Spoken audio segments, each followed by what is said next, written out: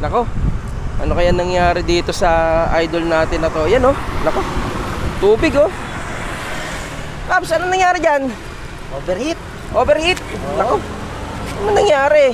Na-check mo ba to bago ka umalis? Hindi nga eh. Yun lang. Eh, nung gamit mo, ano, ba't parang pumutok yata yung radiator o yung mga hose niyan? Kalat-kalat yung tubig eh oh. Oo, parang may nabutas ata. Tumagas nga yung tubig eh. Nako, ano ba gamit mo dyan? Nakakulan ka ba ba? Hindi, tubig lang eh. Dati pa tong nakatubig lang. Naku po. Yan ang sinasabi ko. Idol, nako, ang dami na napahamak dyan sa tubig na yan. Kakagamit ng tubig lang. Nako, katagalan sa una, okay. Pero sa katagalan, nako, build up na corrosion, kalawang, nagbabara radiator, lumulutong yung mga hose. Puro barado yan, nako. Marami na na-disgrasya dyan. Sana, idol, nagkulan ka. Sayang idol no. Kung na-check ko sana to, nalayo na sana na biyahe ko. Nasa kalahati pala ako ng biyahe ko eh. Hindi sana, nasa swimming na ako ngayon.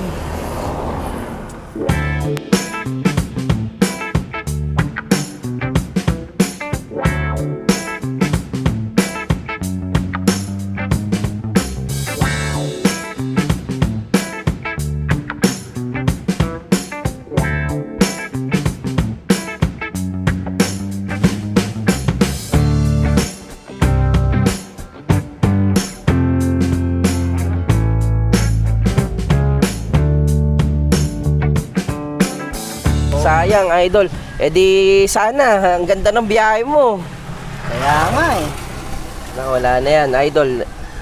May damage na yan. Kumbaga, kung pagka na-overheatan ka, gastos yan. Talaga wala na tayong magagawa dyan. Mas mura kulant, idol, kaysa magpagawa. Eh, ano ba dapat ang gawin dyan?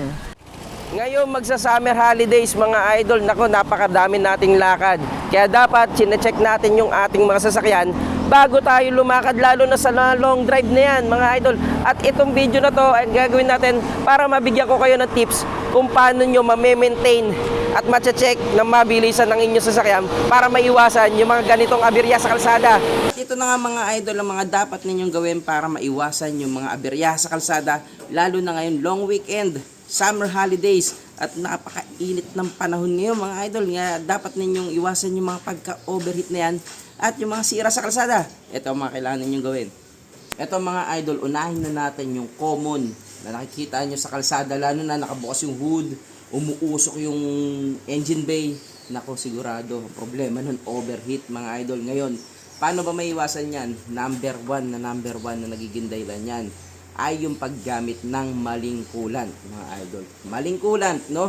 Diyan kasali yung maling proportion, no? Yung maling halo ng coolant, at lalo na kapag tubig lang ang gamit natin, mga idol. Naku po, wag na wag.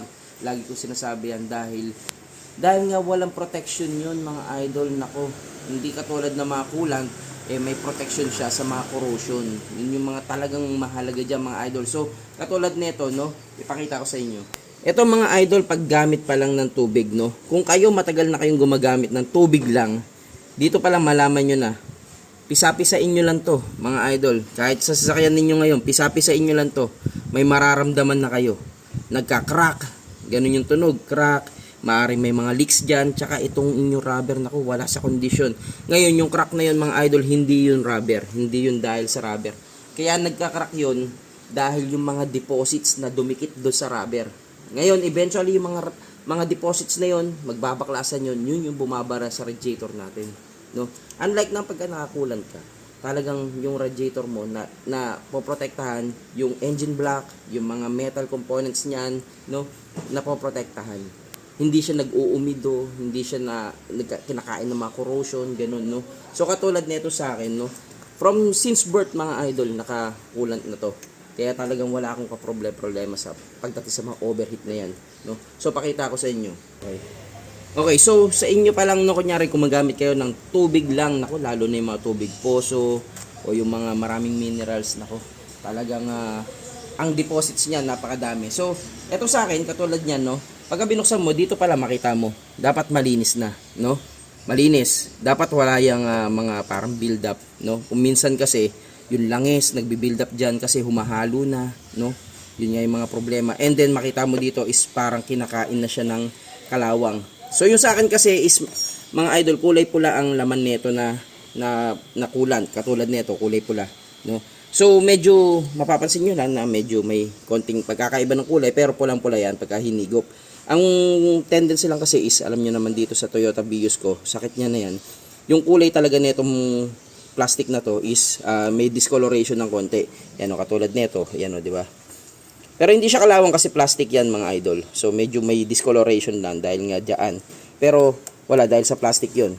Okay? So yan, kulay pula, pero makita nyo, walang deposit, malinis, di ba? So yun nga, katulad nun, sinabi ko sa inyo, kung tubig lang gamit nyo, pisilin nyo lang dito mga idol. Nako, ganun, no? Dahil nga may mga deposit yung hose, pag nagbaklasan, mapupunta sa radiator ninyo. Yun ang problema. Ngayon mga idol, i-monitor nyo rin kung gano'n na ba katagal yung coolant ninyo. Baka naman sobrang tagal na. Kung mga 3 years na rin, i-consider nyo na rin na palitan mga idol. Pero kung palagay ninyo maganda-ganda pa, meron tayong mga ginagamit na pan-test ng coolant na talaga mapapakinabangan ninyo at malalaman ninyo kung kailangan nyo ng palitan. At katulad nga na sinabi ko sa inyo, dapat sinecheck nyo yung coolant ninyo, dapat nasa proper level pa. Ngayon, ang tanong dyan, kailangan nyo na ba magpalit ng coolant, lalo na bago kayo umalis sa long drive ninyo?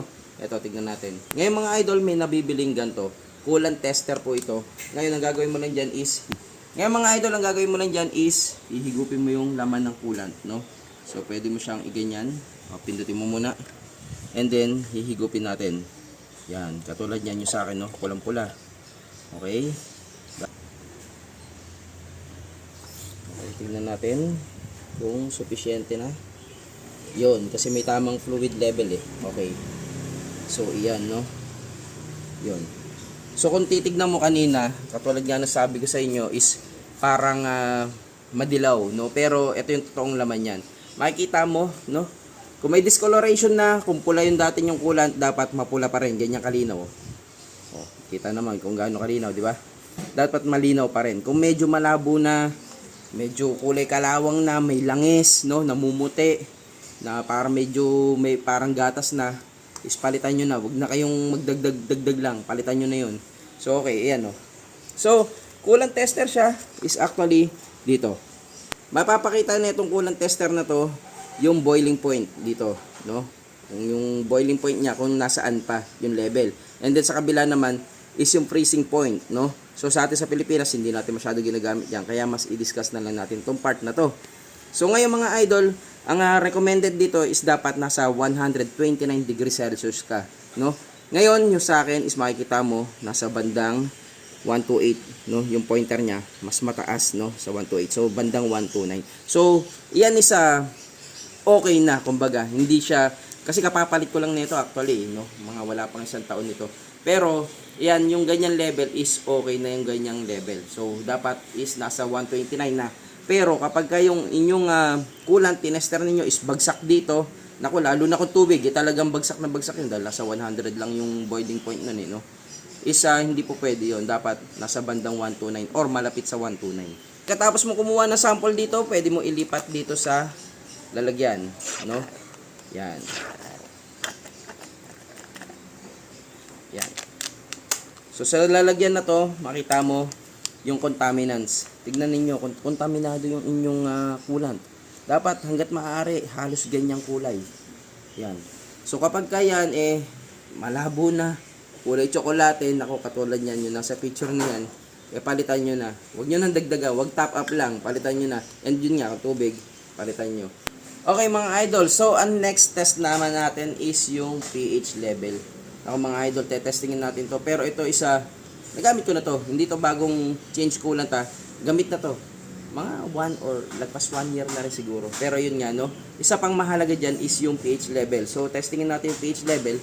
Pwede kang bumili sa mga pet shop, sa mga aquarium, nagtitinda ng mga isda-isda ganyan. May nabibili doon na parang litmus paper na pwede mong i-test, no, pH test strip, parang ganun, no, para makita ninyo kung ano yung pH level ng inyong coolant. Kasi mga idol, mahalaga yan, no, kasi kung titignan ninyo dito, yun, no, nasa bandang 8 siya. Yan mga idol, katulad nyo sa akin, no, gamit na yan pero nasa bandang 8 siya, no, kasi ang kailangan na pH level natin sa ating coolant is 8 to 10 yung grade niya. Bakit? Kasi kapag yan is less than 7 or less than 8, no? Ganyan. Pero wag lang talagang less than 7 kasi alam naman natin sa pH level, yung 7 is neutral. Pagka less than 7, ibig sabihin papunta na sa acid yun. Dapat mas mataas na konti, dapat papunta sa alkaline, no? Pagka papunta siya sa acid, 7 pababa, nako mga idol, kumakain na yan ng mga gasket, ng mga bakal, yun na. Doon nagsisimula yung mga problema, mga bara-bara, doon nagsisimula yan. Kaya yung pH level, mahalaga yan, dyan yung malalaman kung palitin na yung inyong coolant. At saka doon nga, sinasabi ko sa boiling point niya. Yun, tara. At ito naman mga idol, kung magpapalit kayo ng coolant o magta-top up ng coolant mga idol, ang gamitin ninyo is yung mga coolant na galing sa kilalang brand mga idol. Syempre doon tayo sa pinagkakatiwalaan nating coolant mga idol, katulad nitong Prestone. Ito kasing Prestone mga idol ay may 5 times protection, no? Ibig sabihin niya mga idol, 5 times dahil meron siyang superior cooling formulation, meron din siyang rust and corrosion protection, at ito lang ang coolant na pumasa o na-meet ang ASTM standard para sa protection sa corrosion. At syempre, kapag na-kumpleto natin yan, panigurado, longer engine life, at saka syempre yung radiator system natin, no, ay mapoprotektahan.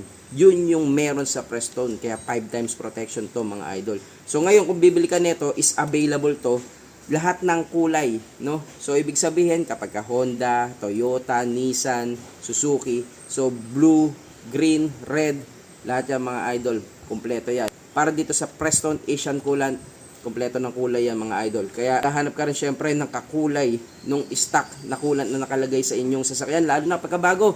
Dahil syempre ang inisip natin dyan yung mga warranties, baka ma-void kapag ibang coolant nilagay. Ito, kumpleto ang kulay mga idol, Prestone. Syempre dito tayo sa Prestone, tiwalang Prestone, garantisadong protektado ka mga idol. Ngayon mga idol, sa pag-top up ng inyong coolant, no, doon kayo mag-top up sa may kanyang coolant reservoir, no. So doon kasi mga idol is dapat na-maintain nyo yun na nasa full or between ng full and low. Huwag yung masyadong full dahil aapaw yun. Dahil ang alam naman natin yan, yung coolant yan is nagpapalitan yun, no. Humihigop siya pero minsan binabalik niya rin. Ganun yun. Kaya dapat may tamang allowance, no. So ngayon, pwede mo rin bisitahin paminsan-minsan yung mismong radiator cap, no, pero never mong bubuksan yan na mainit, no.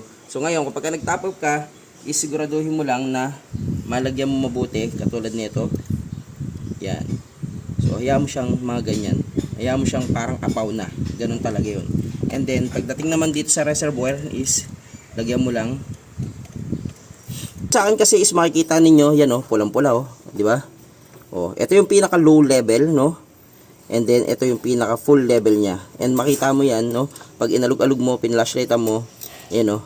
O, di ba? Nasa full pa siya. So, dapat nandyan siya sa range na yan. Kung wala na dyan, pwede kayo mag-top up. Lagyan nyo lang dito sa ibabaw. Buksan nyo lang to, and then mag-top up ka na dito. Dapat dun na sa full level. Idol, syempre, Prestone brake fluid din. Para sa mga brakes ninyo, kailangan nyo i-check yung fluid level nun. Baka naman nauubusan na kayo ng brake fluid. At syempre, dapat mapansin nyo rin, baka may leak, dapat ipa-repair, no? So ito naman mga idol kung paano mag-top up ng Prestone brake fluid. So ito is may 5 times superior braking action naman yan mga idol. So ito, maglagay tayo. Kung mag-top up naman tayo ng brake fluid, ito yung ating lalagyanan ng brake fluid. Actually kapag ka ikaw ay naka-manual din na clutch, dyan din yung kanyang fluid. So same yun mga idol. So ngayon sa mga sedan, katulad nito sa sasakyan ko Vios, at sa iba pang mga sasakyan mga idol, is same lang, no? Meron siyang ganito. Yan, pwede mong iangat yan, saka mo i-access yung brake fluid. Ngayon, visual check uli mga idol, is makikita mo naman kung malinaw pa o madilim na. Pagka madilim na, nako, baka may problema sa clutch, may problema sa preno na yon. Sigurado yon, sureball yun, dumudumi yan kapag may problema. So yan, no mga idol, dyan kayo magta-top up. So, ang top up natin is syempre Prestone brake fluid. Itatop up mo lang ng ganon. Yan. So ngayon, mga idol, meron din niya minimum and maximum. Huwag ka rin lalagpas doon. Dapat nasa maximum level ka lang, no? Kasi baka tumapon niya. Dito sa Honda City, no? Yan, oh. Oh, nababaklas yan. Para pwede mong i-access na mas madali, oh. Di ba? At syempre mga idol, meron pa tayo iba pang i-check, no? Dahil syempre lahat ng mga bagay na kailangan natin i-check bago tayo mag long drive. At ginagawa natin yan. Kahit visual check man lang, nako, malaking parte yun para maiwasan yung mga aberya sa kalsada. Kaya tara, ito papakita ko naman sa inyo.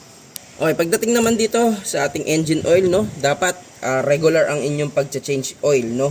So ito yung aking oil, no. Yan, oh, malinaw-linaw pa. Ang gagawin niyo diyan is punasan niyo lang.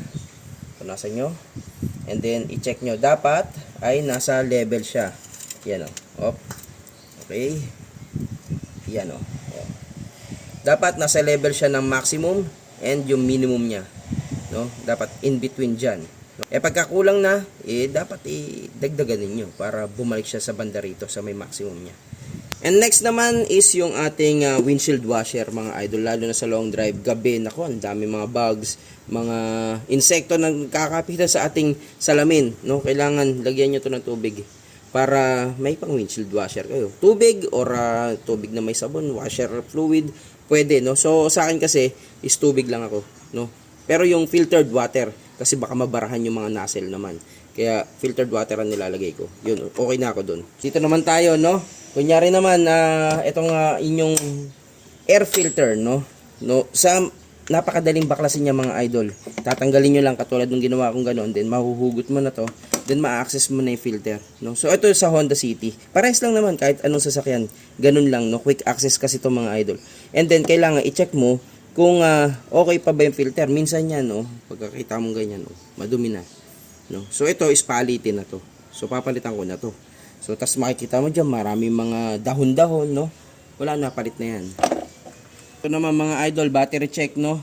Kapag ang inyong sasakyan meron nito, yung ganyan, no? O, may indicator, yan, no? Sabi kapag blue, tapos may pula sa gitna, yun, no? Good battery. Yan. So tingnan natin yung isa, yung aking City, no? Ganito rin yan, eh. O. Pagka merong ganon, mache-check mo, pagka may blue, tas may red sa loob na parang bola, ibig sabihin nun is good battery. Ngayon, mga idol, kung sakaling walang indicator inyong baterya, pwede kayong gumamit ng mga tester. Okay. Okay, so sa battery check, pwede kang mag-check nito. Yan, in vehicle. Yan, mga ganyan. Maraming mga check na pwede mong gawin dyan. So CCA, siguro ang CCA nito is mga nasa 300. Ganun lang to, eh. Dahil nga maliit lang yung battery nito. Then check mo ng ganyan. Then sasabihin niya, oh, katulad no sa akin, no? Kasi itong battery ko is 6 years na. More than pa nga. Pero gumagana-gana pa na. Pero makita mo, CCA cranking niya is 130 amperes na lang. No, so 43. State of health is 43. So sabi niya replace. Oh, maaaring ganyan yan. And then, state of charge, 63%. Replace din. Nako, pagka ganyan, is palitan muna. Pagdating naman sa mga pang-ilalim, no, kung gusto niyo lang ng quick test lang, no, quick check lang, quick check up, hindi mo na kailangang iangat pa or baklasin. Gawin mo lang, iliko mo lang, sagad mo lang sa kaliwa, yan, para makita mo yung pang-ilalim, no? So, at the same time, mache-check mo din dyan kasi yung gulong. Okay, sa pang-ilalim, pwede kang sumilip dito. Makikita mo na kung may mga leak, may mga warat-warat na doon sa ilalim, makikita mo na kagad. Yun, para sa mga suspension naman yun. And then, pagdating sa gulong, no, tignan ninyo, no, kasi katulad nito sa akin, syempre, bago lang tong gulong ko, no, malalalim yan. Pero kasi yan is meron yan tire wear indicator. So, yan yun, no. Oh, yung part na yan. So, dapat yan is pagkapantay na yan, yan oh, makita niyo oh, 'di ba malalim pa. Pagka yan pantay na yan, yung guhit na yan pantay-pantay na, palitan niyo na 'yon, upod na 'yon. And then check niyo rin kung ano yung kain niya. Pagka dito pudpud sa taas, nako ibig sabihin sobra-sobra kayo maghangin. Kapag naman pudpud niya is parehas gilid na ganto, nako underinflated naman. Ang lambot niyo maggulong, no? Ibig sabihin hindi niyo na-check yun nakasulat doon sa may gilid ng pinto na yun kung ano yung tamang hangin niya. So ganun yun. Kapag ang pudpud niya naman isang side lang, ibig sabihin nun wala sa align, no? Pwede mo i-check yun, no? And di pa align mo kasi syempre long drive yan, mga idol. Pagka yung gulong ninyo, nako, sumabog. Adios patrio adorada. Nako. Yun na, no? Delikado yan, mga idol, iwasan natin yun. Okay, then, ang gawin mo, dun sa kabila naman, is pihitin mo lang. Pakabila naman. Di ba? Pihitin mo lang. Yun, makikita mo na, yan, oh. Pagka kasi piginit mo ng ganyan yan, oh, marami ka nang makikita, yan, sa loob, yan, oh. Di ba? Kita mo na, oh. Kung meron mga anomalya, may tagas yung mga grasa, di ba? Makikita mo na. So, and then, syempre, pagdating doon naman, syempre, yung tire inflation, yung kanyang hangin, tire pressure, yan mga idol. Dapat yan, i-check nyo dito sa may pinto. Dito yan, oh. Ayan, pag binuksan mo yan, yun oh. Yan, yan. Yan nakasulat na yan. Yan yung tire and plate na kailangan niya. Yan. So makikita mo, yan yung stock na gulong daw yan, no. Yan o, sabi niya, KPA at PSI. Ibig sabihin, 220 KPA, then pagka KGCF, no. KGF, no. 2.2. Kapag ka naman PSI, 32. Ganun ang pagbasa niya na. KPA, 220. KGF/CM, no? 2.2. Kapag ng PSI ang gusto ninyong unit, 32. Sa front yan, no? Front yun. Pagka sa likod is 30 PSI. Ganun. At ito nga pala mga idol, no, kung gusto niyo bumili ng Preston coolant, meron silang pang Toyota kulay red, pang Honda blue, pang Suzuki na kulay green, no? So ito yung pang blue is pwede sa Nissan, no? So meron yan nakasulat. Alam niyo naman kung ano yung mga sasakyan na po pwede nyo paggamitan yan. And then, kung gusto nyo naman, ito, yung laban sa lahat. All vehicles, makes, models, and years. No? Ito naman is yung coolant din na para sa lahat. Pwede siya. So, yan, no? 5 times cooling protection. Yan mga idol. And then, syempre, Prestone brake fluid. Yun, no? 5 times superior braking action. Yun, mga idol. Yan yung mga available nating coolant. At maganda yan, may dala ka kahit isa sa inyong trunk. Pandagdag-dagdag. Tara. Ngayon mga idol, what's inside my trunk? No? So, mga idol, inilabas ko lang no, para makita ninyo kung ano yung mga lagi kong dala kapag ka naglo-long drive ako. Ito katulad nito. Meron akong portable tire inflator. Meron akong 1 litrong coolant. Hindi nawawala to mga idol. May dala ako lagi nito para anytime mag-top up ako, nalalagyan ko yung radiator ko. Panigurado yan. And then, ito is same purpose lang to. Pero, nagdadala ako. Ito ang karaniwan kong dala. No, ito marami nang na-save na sasakyan to sa kalsada mga idol. Dahil ito is a portable jump starter, no, na capacitor type. Yan. Hindi ko china-charge yan kasi nagcha-charge siya ng kusa kapag in-hook up mo na. No, so yan is a capacitor type yan na jump starter, and then ito naman is yung dekable, no. So yan mga idol, kaya ako nagdadala niyan, lalong-lalo na kung marami kayong babiyahe. Kunyari meron kang kasama, di ba? No, hindi lang yung sasakyan mo ang masisave niyan, pati yung kasama mo masisave niyan. Actually, kahit yung coolant, kahit itong tire inflator, lahat yan masisave. Yung pati yung kasama mo, hindi lang ikaw. And then kapag may nadaanan ka na siraan, pagbigyan mo na. Lalo na kanya, nasa resort na kayo, nasa park na kayo, nako. Doon, dami mga nasiraan, makatulong ka pa. And then syempre, ang hindi naman mawawala is yung nasa ilalim nito na kasama ng sasakyan. Okay, so sa bukod doon sa mga sinabi ko kanina, yung pinakita ko sa inyo is syempre yung mga basic na dalahin, no? So katulad niyan, yung reserva nyo, check nyo, naku, baka naibaba, hindi nyo alam. And then yung hangin yan, naku, dapat i-inflate nyo yan. Karaniwan ito yung nakakalimutan ang lambot. Di kapag naplatang ka, ganun din. Early warning device, naku, napakahalaga niyan. Then yung mga basic tools niya, ito yung kasama, previous yan, kumbaga. And then syempre, pagdating sa basic tools, naku, yung pantanggal mo ng gulong.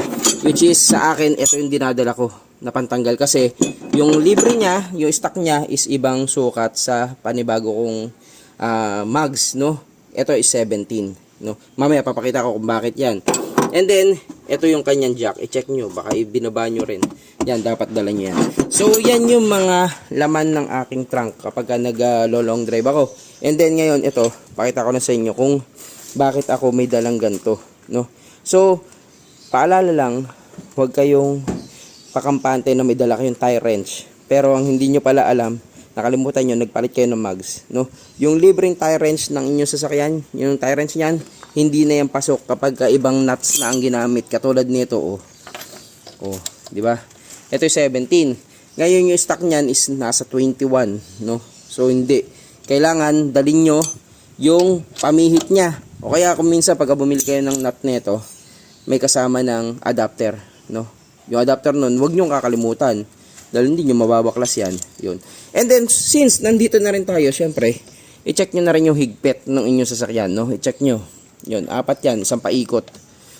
Yan, check nyo yung ganun, no? So, alam nyo naman kung paano higpitan yan. Yun, panigurado lang mga idol. Yan. Ito naman mga idol, i-check nyo yung mga ilaw.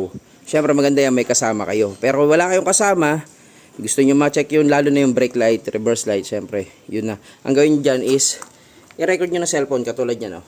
Oh. And then, sige, kunyari, no, iiwan nyo na brake light kayo doon. Kunyari, pumasok ka na, pumasok ka, pagpasok mo, sige, brake light. Yun, makita mo, may record kasi dyan, tsaka mo sisilipin. Kung nagbe-brake light, reverse light. Yun.